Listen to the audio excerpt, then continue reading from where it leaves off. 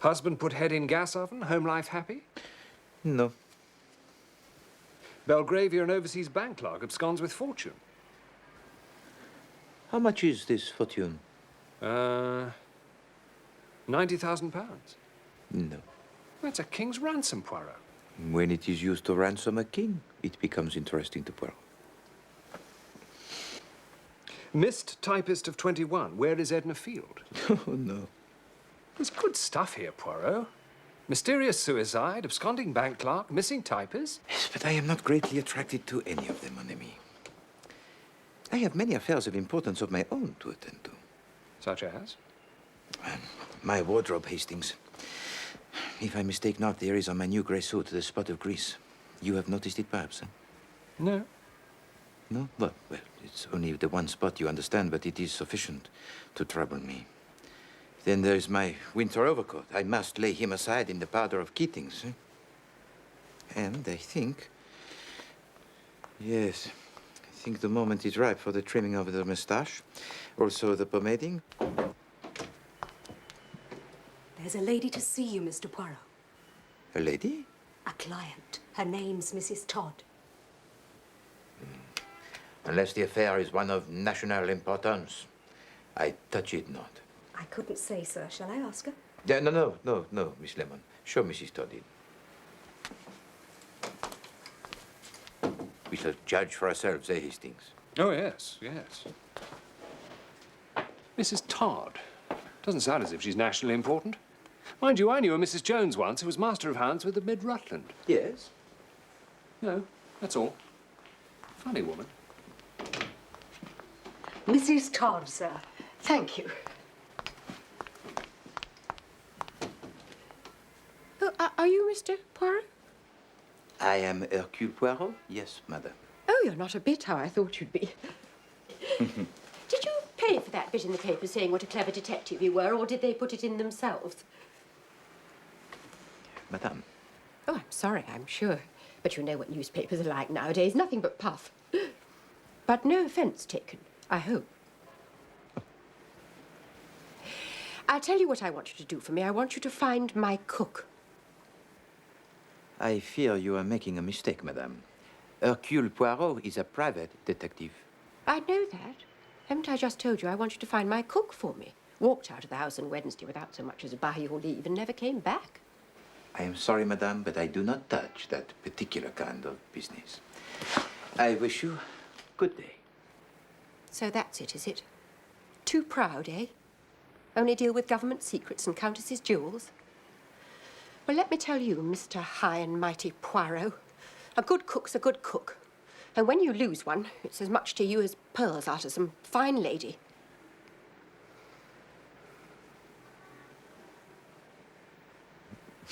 Madame, you are in the right and I am in the wrong. Your remarks are just and intelligent. This case will be a novelty, Hastings. Never before have we hunted a missing domestique. Truly, here is the problem of national importance. En avant. Where do you reside, Mrs. Todd? 88 Prince Albert Road, Clapham.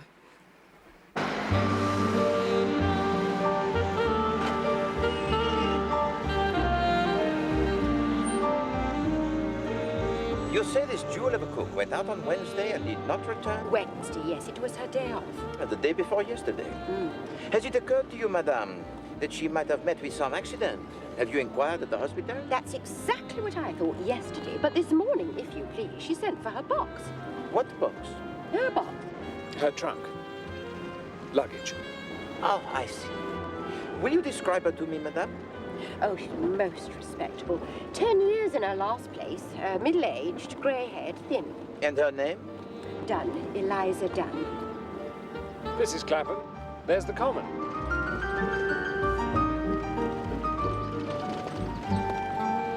Chum.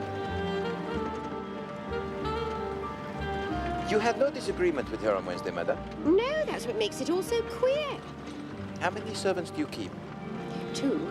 Miss Dunn and the house parlourmaid, Annie. There we are. There's 88. All right, driver.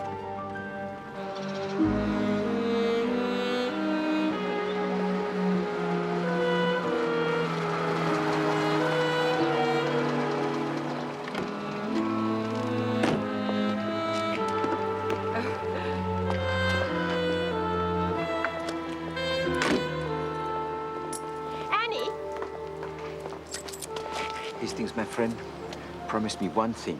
What's that, Poirot? Never, but never must Chief Inspector Japp hear that I investigated such a case. Mine was the word, old boy.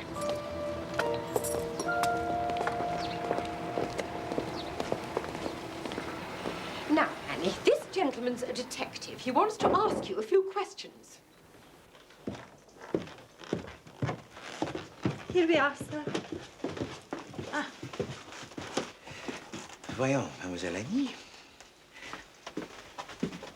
Sit yourself. Thank you, sir. All that you shall tell us will be of the greatest importance, Annie. You alone can shed any light on the case. Without you, I can do nothing. Oh, sir, I'm sure I'll tell you anything I can, sir. That is good. Now,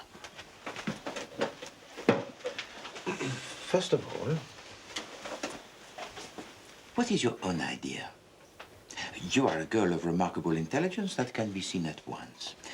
But this is a queer thing, eh? What is your own explanation of Eliza's disappearance? White slavers, sir. I've said so all along, sir. Only no one will listen. Cook was always warning me against them. Don't you go sniffing no scent nor eating no sweets, no matter how gentlemanly the fellow. This is something we had not thought of, Hastings. No. Right. Good heavens. But would she have sent for her trunk? Beg pardon, sir? Miss Dunn sent for her trunk, I believe. Now, if she had truly been taken by these white slavers, would she have sent for her luggage? Well, I don't know, sir. She'd want her things, wouldn't she? Even in foreign parts, she'd want her things. Who came for her trunk, Annie? The carriers, sir.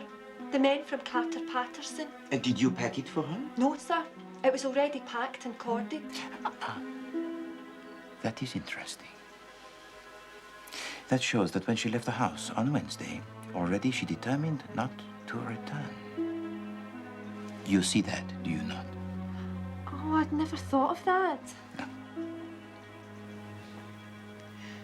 Tell me now, Annie. What was the very last thing Eliza said to you before she went out? She said, if there's any stewed peaches left over from the dining room, we'll have them for supper. And a bit of bacon and fried potatoes. Mad over stewed peaches, she was. I shouldn't wonder if that wasn't the way they got her. Got her. The white slivers. Ah, the stewed peaches. Quite. Thank you very much, Annie. You have been most helpful.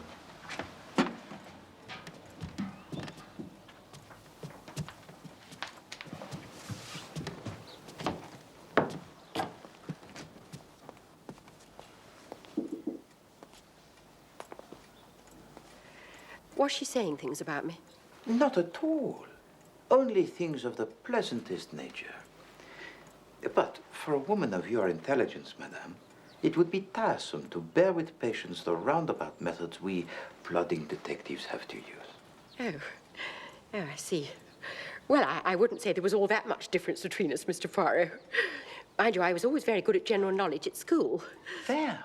And your husband, too, I'm sure, is the intellectual, yes? Yes.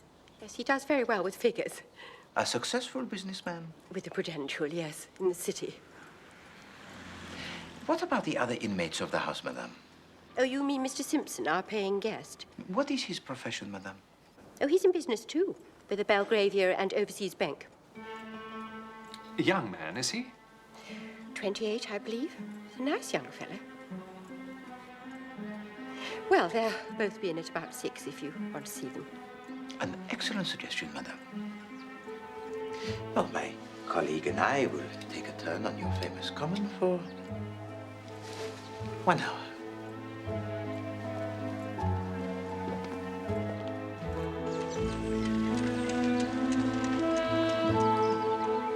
It's a curious coincidence that the paying guest Simpson works in the same bank as the absconding clerk. They must have known each other. Perhaps. Or possibly Davis visited Simpson, fell in love with the cook, and he persuaded her to accompany him on his flight. Come, Hastings. Let us go back to the Prudential, Monsieur Todd.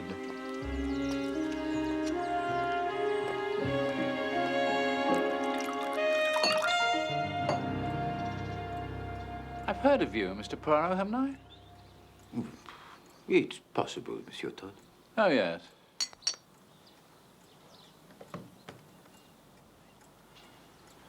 I follow crime, you know. Indeed. Well, perhaps you have some theories about the disappearance of your cook. Theories? No. It's hardly a crime, is it? Good cook, though. And economical. I'm very hot on economy. Admirable. Now, we would like to have a few words with your Mr. Simpson, if that's possible. Another one after that. Thank you. Just off the next landing.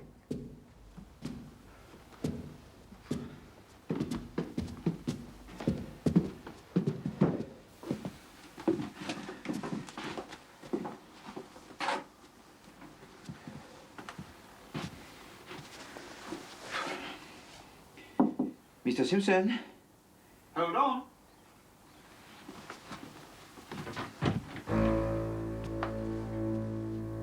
Yes. Mr. Simpson, my name is Poirot. Hercule Poirot. Oh, yes. May we have a moment of your so valuable time? Certainly. Come in. Thank you.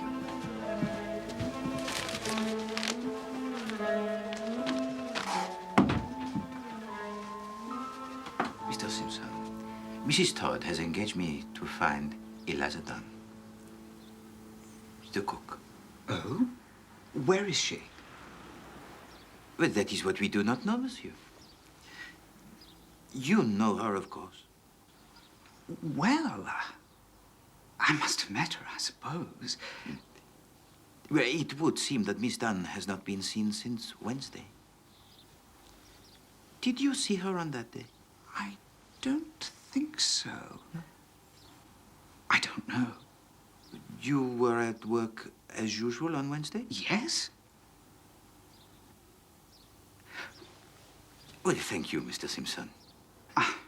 It was most kind of you to spare us the time.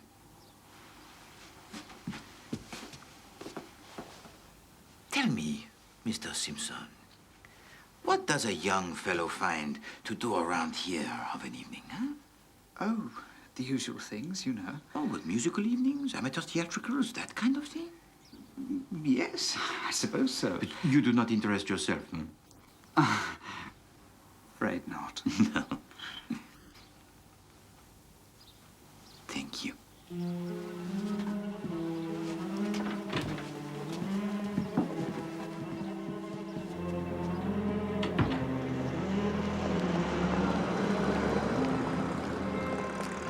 I think that husband's got something to do with it. To do with the missing cook? There's something about him I don't trust. Merely because a man does not offer you a drink, Hastings, does not mean that he is necessarily guilty of other crimes. Well, there doesn't seem to be any crime at all, as far as I can see. No, it is a curious case, full of contradictory features. I am interested. Oh, yes. I am distinctly interested. What? What? How does she dare? What is it?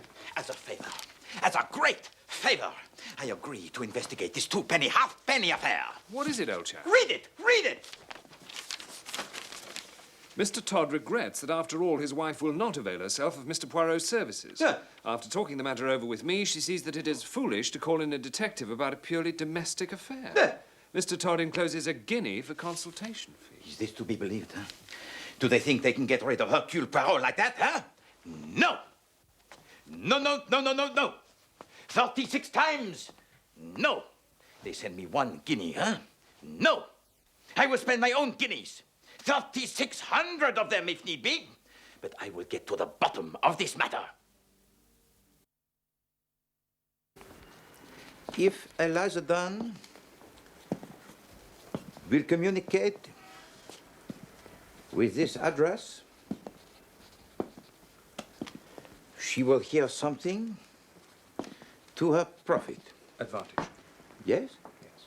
Good. You have that, Miss Lemon? Yes, Mr. Poirot. Put it in all the papers you can think of. She won't read the Times, I shouldn't think. No, my dear Miss Lemon, perhaps she will not.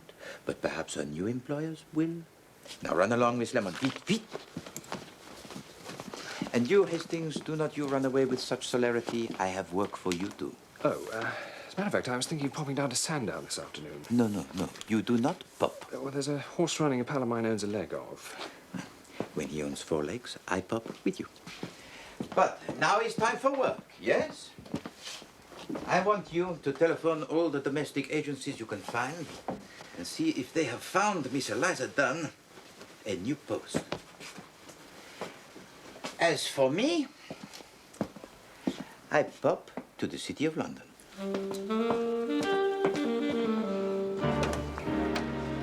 And Mr. Simpson was at work as usual on Wednesday? Oh, yes, Mr. Simpson is an excellent timekeeper. Though, to tell the truth, he was absent on Thursday with a cold. You have been most helpful, Mr. Cameron. Thank you. Glad to be of assistance.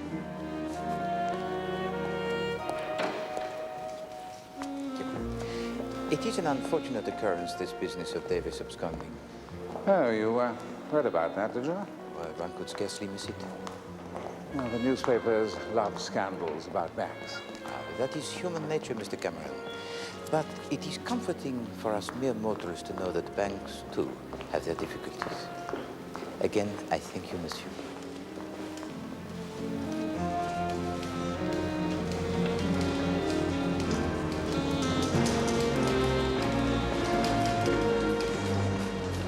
Chief Inspector Jack, I wonder if I might ask you a few questions. You and Davis are friends, I believe, Mr. Simpson. That's right. I can't believe this of him. There must be some mistake. If I told you, sir, the number of times I've heard that said. If you had to hazard a conjecture, Mr. Simpson, as to where Davis might go if he wanted to hide, where would you say? I don't know. He was fond of Broadstairs.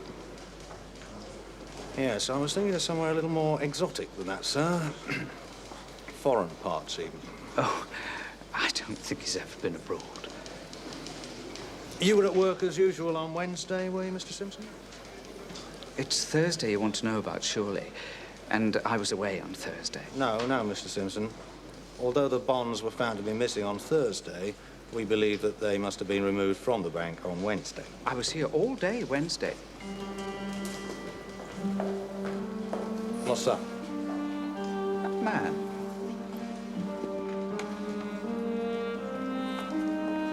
What about it? He was at my diggings yesterday. Was he, by George?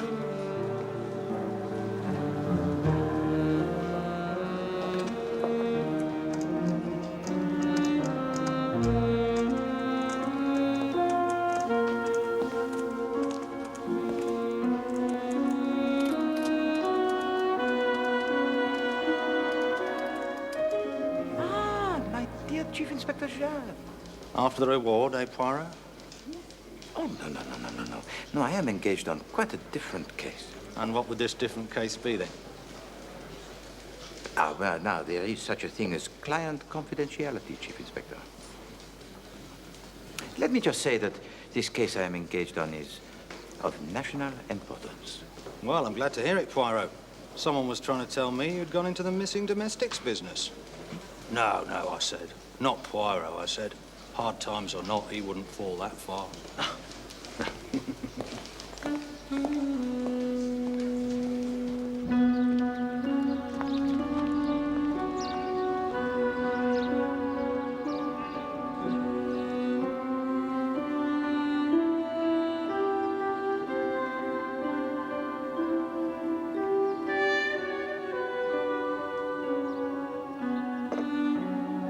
No word from Eliza Dunn, Miss Lemon. No, Mr. Poirot.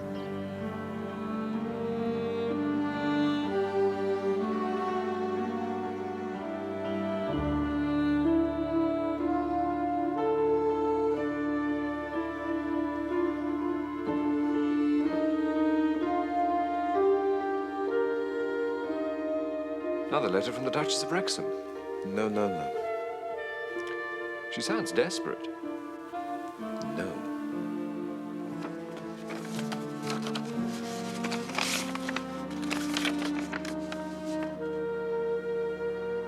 Good heavens.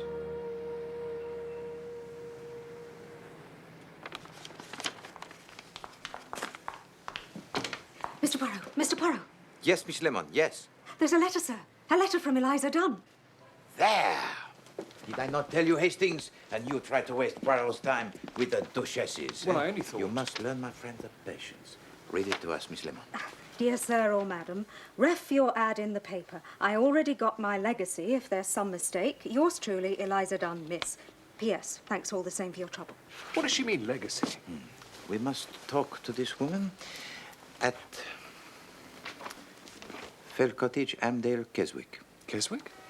That's Keswick, Mr. Poirot, in the Lake District. Ah, are there trains to this place? Oh, yes. Bon. Come, Hastings. We have a train to catch. But...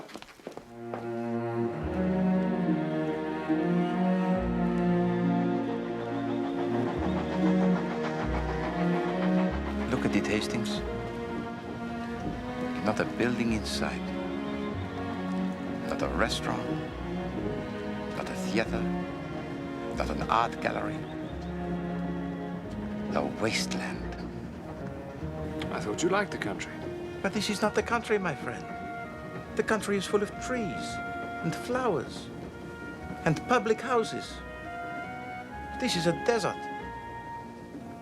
I don't know why we've come all this way anyway. You found the cook. No. The cook is but the beginning of the story, Hastings. We're on to bigger things.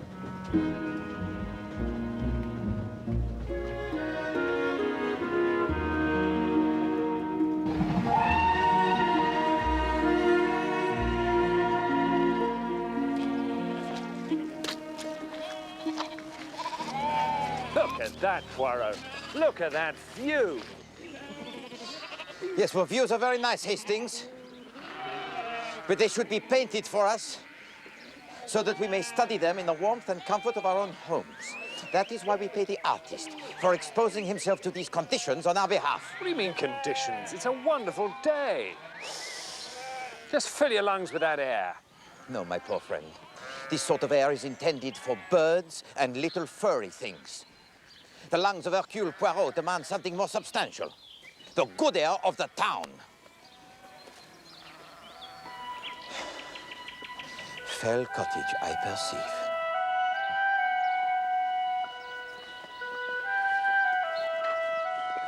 We have got the right Eliza Dunn, have we? I mean, what's she doing all the way up here? That is what we are here to find out.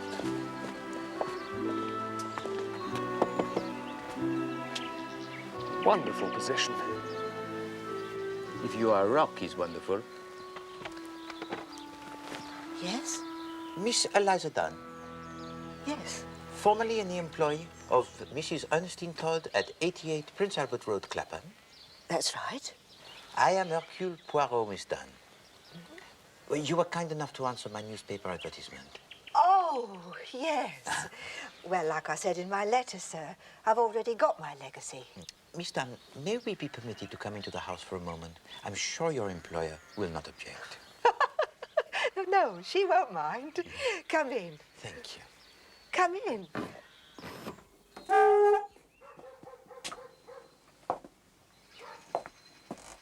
The reason I laughed, sir, I'm sorry, is I don't have no employer, see?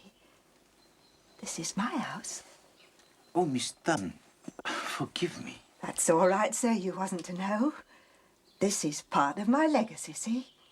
Oh, sit down, do. Thank you.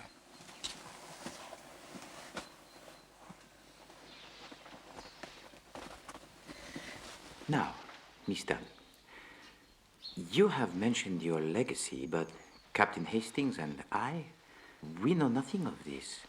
What was the ad then? Your late mistress, Mrs. Todd, was much concerned about you. She feared some accident might have befallen you. But didn't she get my letter? No, she got no letter. She got no word of any kind. Oh, dear, sir. I gave the letter to Mr. Crotchet. I said most particular he was to give it to Mrs. Todd. Oh, dear. Well, perhaps you would recount to Captain Hastings and me the whole story? Well, Wednesdays is my day out. And it was last Wednesday that it all started, like. The stone which the builders rejected, the same is become the head of the corner. I'd been over to see my friend in Oxton and I was on my way home when a gentleman stopped me. He said he'd been asking for me at number 88. Then he told me some story about an old friend of my grandmother's in Australia leaving me a house and some money in her will. Well, I didn't believe him at first. And then he showed me this letter. It will be the stone which the builders have rejected. Who was these lawyers, Hurst and Crotchet, 127 Wentworth Way, Melbourne? Well, one of them is right here, Miss Dunn. Benjamin Crotchet, attorney at law. I hope that allays your very understandable fears. Oh, yes, indeed, sir. I didn't mean to doubt you. Now, Miss Dunn, to business. I do have to tell you that the house is in Chiswick. Ah, that's just over by Acton, isn't it, sir? No, Miss Dunn, it's in the north of England, near Carlisle. Oh, my good God. But before we confront that particular difficulty, there is one other stipulation that we should get out of the way. And whatever's that, sir? Well, it's of no importance as it doesn't apply in this case, thank heaven. It's just a stipulation that you should not be in domestic service. Oh. Whatever's the matter, Miss Dunn? I'm a cook, sir. Didn't they tell you at the house? My dear Miss Dunn, I had no idea. This is very unfortunate. Will I have to lose the money, sir. And the house, sir. Sounds ever so nice. Even if it is a bit out of the way. I believe I have it. We lawyers always know a thing or two. The way out here is for you to have left your employment before we met. But we have met, sir, I mean, and I haven't. Haven't you? No. Haven't you, Miss Dan? No.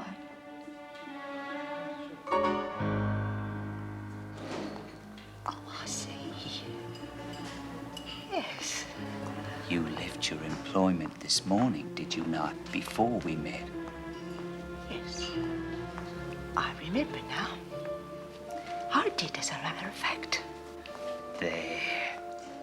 Now, it is imperative that you take possession of the house by noon tomorrow. In order to do that, you must catch the night train from King's Cross. Oh! Go along, Miss Dunn. I can advance you £10 or so for the fare, and you can write a note to your employer at the station, which I shall personally deliver for you and explain everything. And was everything as Mr. Crotchet had said? Oh, yes, and more, sir. Now, what about your luggage? All the things you had left at 88 Prince Albert Road. Oh, well, Mr. Crotchet sent them on, like he said he would, but they was all done up in brown paper, like. I don't know. I suppose Mrs. Todd was angry with me and grudged me my bit of luck and wouldn't let him have my box. But Annie said the trunk was... Later, my friend. Later. But there, you said she never got my letter. Mm-hmm. Well, I can't say as I blame her. I see. Well, thank you, mademoiselle. Oh. There had been, as you say, a little muddle about your trunk, which I will straighten out with Mrs. Todd, if you will permit. Oh, thank you very much, sir. Come, Hastings. We must return to London with all possible speed.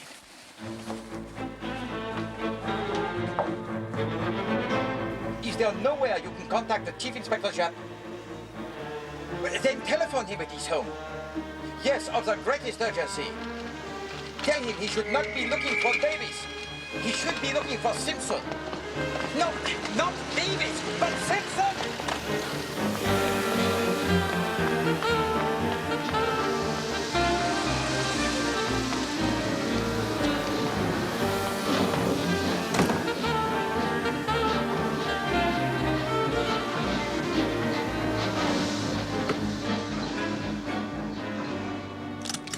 Thank you. Thank you. Thank you very much. Why should Japp want Simpson all of a sudden? What's Simpson supposed to have done? Hastings, my friend, the little grey cells are not working today, huh? They take a little vacances, huh? It's to do with this Eliza, isn't it? No. We have moved beyond the petty sphere of cooks from Clapham, Hastings. Then it's something to do with this Australian fellow. There is no Australian fellow. Yes, there is. She told us about him. Do you remember when we interviewed Simpson? Interviewed Simpson? No. In his little room at the house in Clapham. Oh, right, the lodger, yes. Do you remember I asked him if he took an interest in amateur theatricals? Yes, I do, as a matter of fact. Why do you think I asked him that? Why? Well, making conversation, I suppose. I asked him that because he had recently been wearing a false beard.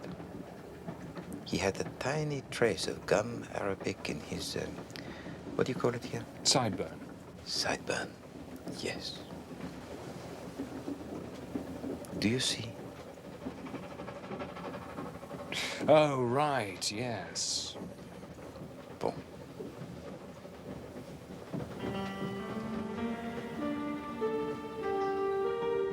The Australian was Simpson in a false beard.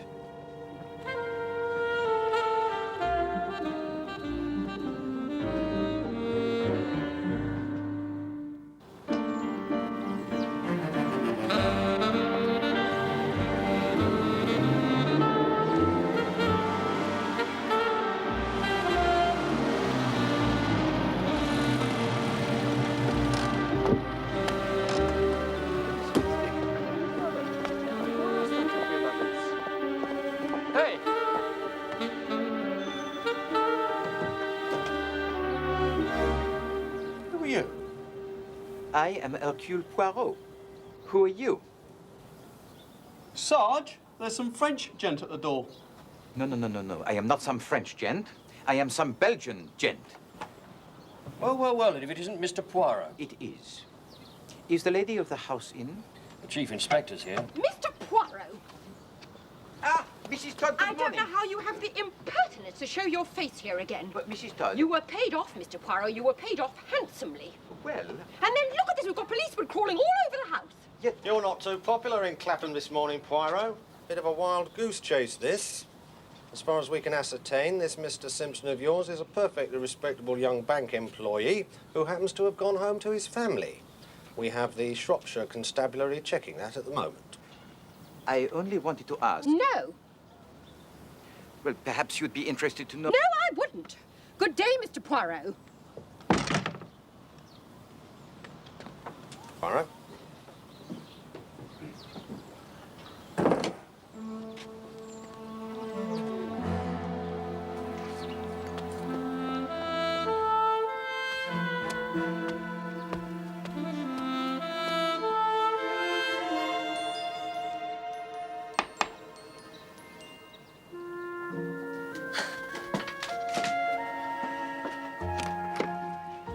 Annie, I need to ask you a question.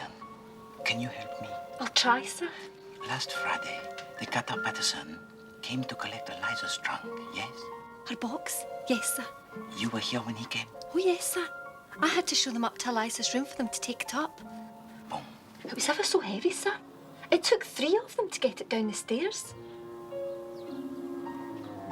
You all right, sir? Of course. Tell me, Annie, you said her box was already packed. Oh, yes, sir. Packed, locked and corded. Quite a thick rope round it and done up ever so tight. Did it have a label on it? Yes, it did, sir. With an address? Just a name. Miss Eliza Dunn, it said. Twickenham Station to be called for. Very well, Annie. Thank you. Au revoir. Au revoir, sir. Excellent.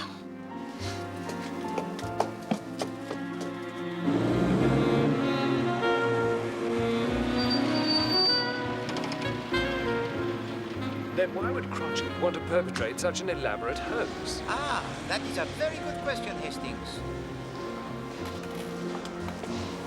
But Eliza Dunn has got her house. I shall be surprised if she finds she has more than a 6 months lease. So what did Crotchet want? Crotchet? Well, Simpson then, pretending to be Crotchet. He wanted something that Eliza Dunn had. Money, the Australian legacy. He wanted a battered old tin trunk. Her trunk? With nothing in it? But he could buy a trunk. Oh, but he did not want a new trunk, mon ami. He wanted a trunk of pedigree. A trunk of assured respectability. Now, look here, Poirot. What would Simpson want an old trunk for? To put the body in, of course.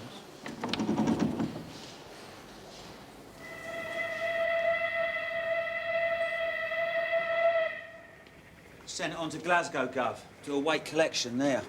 But how do you know this? You have not consulted your records. I don't need to consult my records, Gov, do I? What do you mean, body? What body? Is he with you? Whose body? I mean to say that there's going to be bodies all over the place. Doucement, Hastings. All will be revealed to you. Can we get on with the business in hand? By all means. I saw to it myself, didn't I? Yesterday morning. Some cove with a beard. Crotchet? You spoke to this man? Of course I spoke to him. Did he give a name? Nah. He just said this Eliza Dunn was his aunt, and she wanted the trunk sent on to Glasgow.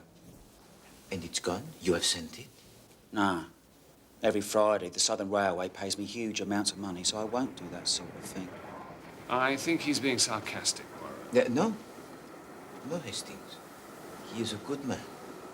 He is doing the job of great responsibility. Thank you, monsieur. I'll tell you one thing, though.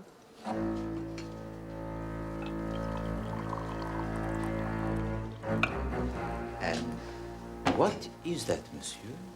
Are you looking for this bloke or something? Well, of course we're looking for him. I'm talking to the engineer, not the oil rag. Now, look here. No, Hastings. What is this one thing you will tell us, monsieur? All right. I'll tell you. I'll tell you where he is. There. Go on. Well, at least where I think he is. Ah, a bit less sure now. I bet he is. I bet he's where I say. And where do you say? Bolivia. There. Bolivia? That's in South America. And what is it that makes you think he is in Bolivia? Well, going there, at least, on his way, like. He has to pay for this trunk to be sent on to Glasgow, see? I see. He takes out a wad of notes, could choke a cart horse it would. There's a few English notes there, which he pays what he owes me with. But I couldn't help but notice most of the other notes were Bolivian.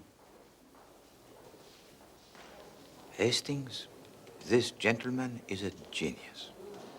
How do you know they were Bolivian? Well, one tiny little thing was, they had Bolivia written all over them, didn't they?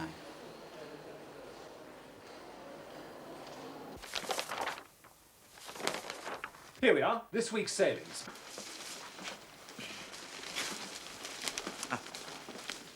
Nothing for Bolivia today. Bolivia is a landlocked country, Hastings. Ah, that explains it then. One sails to Buenos Aires and goes by train from there. What lovely names they all have. Queen of Heaven sailing for Caracas. Thank you, Miss Lemon. Can we stick to Buenos Aires, please? Ah, here we are. The S01E01 from Southampton at 1 a.m. Well, let's go then. Are we looking for Simpson? Or the trunk? Simpson, of course. The trunk is in Glasgow. But first, Scotland Yard.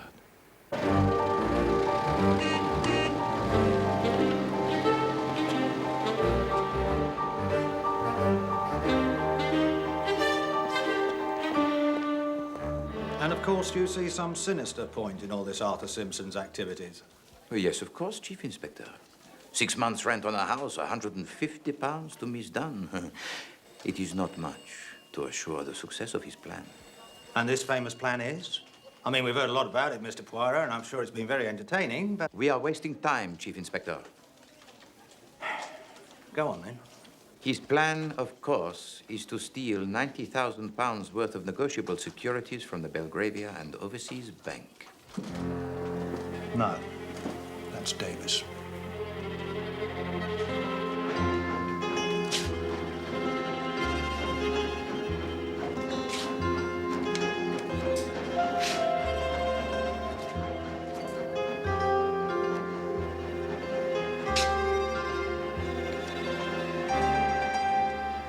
Here it is, Sergeant.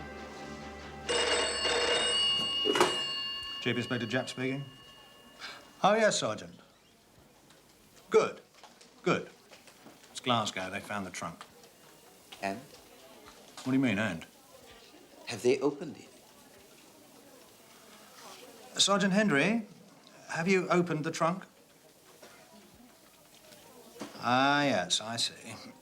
Apparently they need a warrant up there. Mon Dieu, there is a body in that trunk. A body. Look, Sergeant, there seems to be the possibility there's a body in that trunk. Yes, a dead body. You will? Right, thank you. He thinks that may expedite matters. He's going to ring me back. Now then, what body? Whose body? Davis, of course. This is nonsense, Poirot. Davis stole those securities from the bank. Davis is the one who disappeared the day after. Precisely. You think what Simpson wanted you to think. Listen, Chief Inspector. On Wednesday, Simpson, disguised, decoys away the cook. Now, he has already removed the securities from the bank, but knows that this will not be discovered until Thursday afternoon. Now, he does not go to the bank on Thursday. Instead, he lies in wait for Davis when he comes out to lunch and asks him to come to Clapham with him. Now, it is the maids there. Mrs. Todd is at the shops. There is no one in the house. Simpson kills Davis.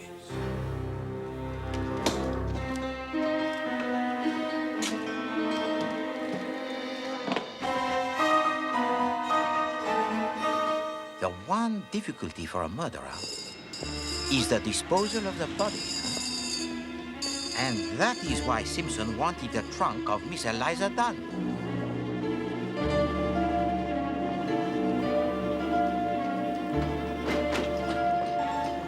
And now, if I am not much mistaken, my friends, it is here we will apprehend our murderer.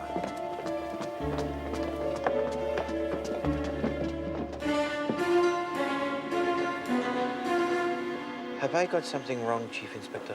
No, no, Poirot. Can't be right every time.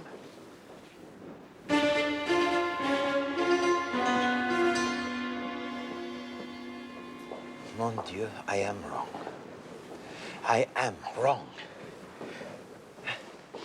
Officer, where does the Queen of Heaven sail from tonight? Why, from Pier 5, sir, over there. Poirot, where are we going? The Queen of Heaven sails for Caracas tonight. I remember it from the time. Yes, but Caracas isn't in Bolivia, is it? What the porter saw on the banknote was not Bolivia. What was it then? It was Bolivar. And the Bolivar is the unit of currency in Venezuela. Our friend is on his way to Venezuela.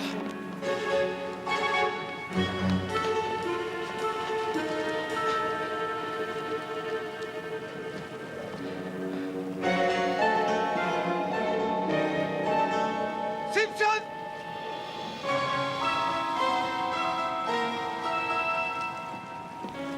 Stop that man!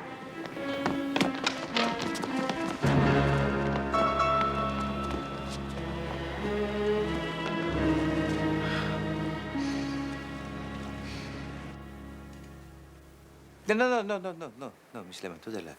At least 1 centimeter to the left. That's better.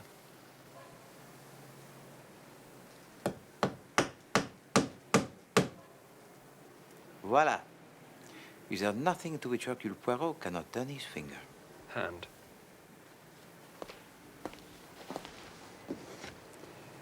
Pay to Hercule Poirot the sum of 1 guinea only, Ernest Todd. It is to me, Hastings, a little reminder never to despise the trivial, but the undignified. A disappearing domestic at one end, a cold-blooded murder at the other.